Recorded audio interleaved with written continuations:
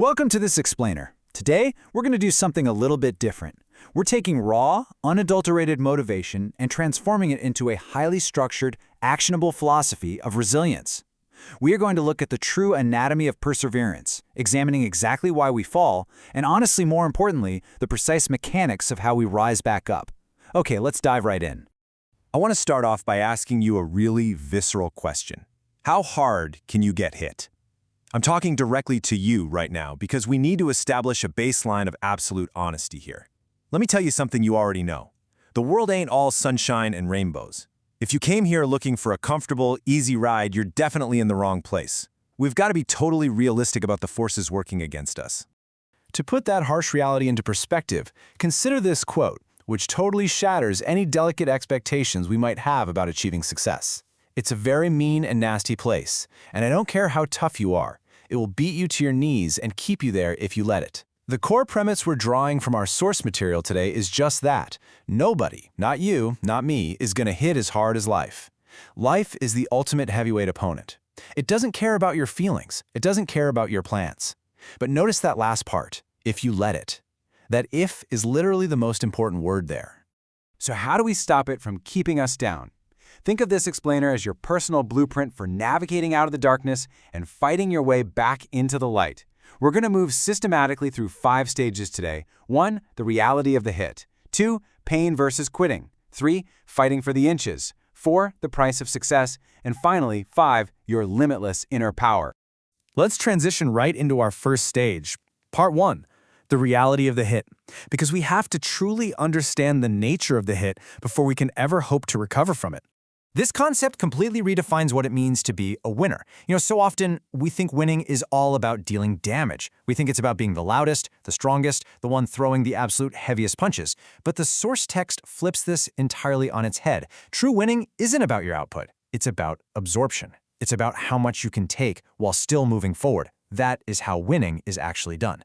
And that brings us to the fundamental rule of belief when facing adversity. On one hand, you have the person who says they can handle the hit. On the other hand, you have the person who says they can't. And the brutal truth? Both are usually right. Whether you decide you can overcome an obstacle or you decide you cannot, the universe is generally going to prove you correct. It all starts with the internal narrative you choose right after you take that hit. Which builds directly into stage 2, pain versus quitting. We've established the hit is coming, right? Now we need to shift our focus to the crucial difference in how long that suffering actually lasts. Here is the absolute contrast you have to keep in mind. Pain is temporary. It might feel like it's going to completely destroy you in the moment. It might last a minute, an hour, a day, maybe even a year.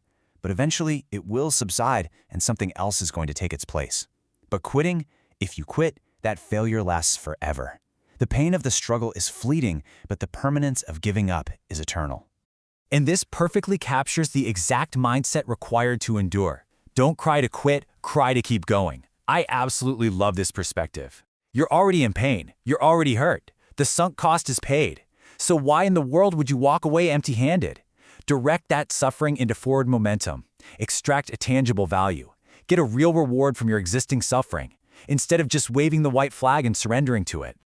Now we're shifting the narrative from the macro experience of suffering all the way down to the absolute micro margins of success. Stage 3, fighting for the inches. Think about the fraction 1/2, just a half. In life, the margin for error is incredibly, incredibly small. Just 1/2 of a step too late or too early and you don't quite make it. 1/2 second too slow or too fast and you don't quite catch it. Success isn't usually about making these massive cinematic leaps. It's about winning the absolute smallest fractions of time and space. Because those inches we desperately need, they are everywhere around us. They are hiding right there in plain sight. They are in every break of the game, every single minute, every single second. These crucial, game-changing inches are just waiting to be seized by the person who simply refuses to quit. When you realize that every tick of the clock presents an opportunity to gain an inch, the entire world transforms into a landscape of potential. Let's turn this motivational concept into a highly practical sequence. Here is exactly how you fight back into the light when you've been beaten down. Step 1, make a choice. Just decide who you are going to be and how you're going to do it. Step 2, dig deep down. Figure out for yourself what actually makes you happy, no matter how crazy it sounds to anybody else. And step 3, climb out of hell 1 inch at a time, not in one giant leap, just inch by agonizing inch. Which brings us to the 4th stage of our blueprint, the price of success. We know how to climb now, but we've got to talk about the toll it takes. This section is all about brutal honesty and the profound sacrifice required to actually pull this off. Let's do a harsh reality check. Think about the difference between a stated desire and an actual priority. Most people are out here loudly saying, "I want to be successful." But the source text calls us out. Most of you say you want to be successful, but you don't want it bad. You just kind of want it. Your actual priority is that you want to sleep, or you want to party, or you just want to be cool. Brutally honestly, most of us don't want success as much as we just want to hit the snooze button. Your actions absolutely have to match your stated desires. To align those actions with success, we need to completely redefine the word skill. People constantly confuse talent and skill. Talent is what you have naturally, but skill? Skill is only developed by hours and hours and hours of just beating on your craft. When people say, "Oh, I'm not good at math," it's usually because they literally never study. When they say, "I'm no good at writing," it's because they never write. It's almost never a lack of talent. It's a lack of beating on the craft. And this demands the ultimate price, to be able at any moment to sacrifice what you are for what you will become. You cannot keep your current habits, the endless scrolling, the constant comfort, and expect to magically step into a greater version of yourself. Most people won't be successful because when they're studying and they get tired, they quit. They choose their current comfort over their future potential. You have to be willing to sacrifice your present self on the altar of your future self. Let's accelerate the pacing here as we enter our final stage. Number 5, your limitless inner power. We've talked about the hit, the pain, the inches, and the sacrifice. Now it's time to shift to an expansive, triumphant realization of our true internal potential. Consider this incredibly profound truth. Our deepest fear is not that we are inadequate. Our deepest fear is that we are powerful beyond measure. The source material points out something truly fascinating. It's actually our light, not our darkness, that frightens us the most. We are secretly terrified of what would happen if we finally stopped making excuses and just unleashed our full capabilities. And where exactly does that power come from? Well, it's already inside. The text quotes the 17th chapter of St. Luke, "The kingdom of God is within man."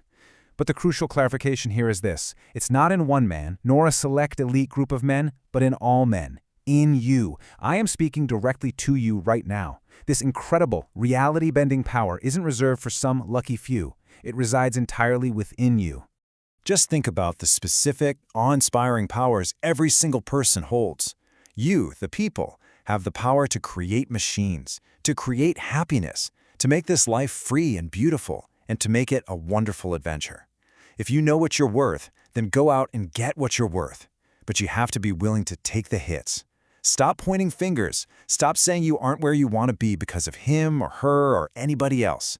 Cowards do that, and that ain't you. You are so much better than that because you hold all these powers. And as we wrap up this explainer, I really want this realization to sink in. Because limits, like fears, are often just an illusion. The boundaries that you think are holding you back, they aren't even real.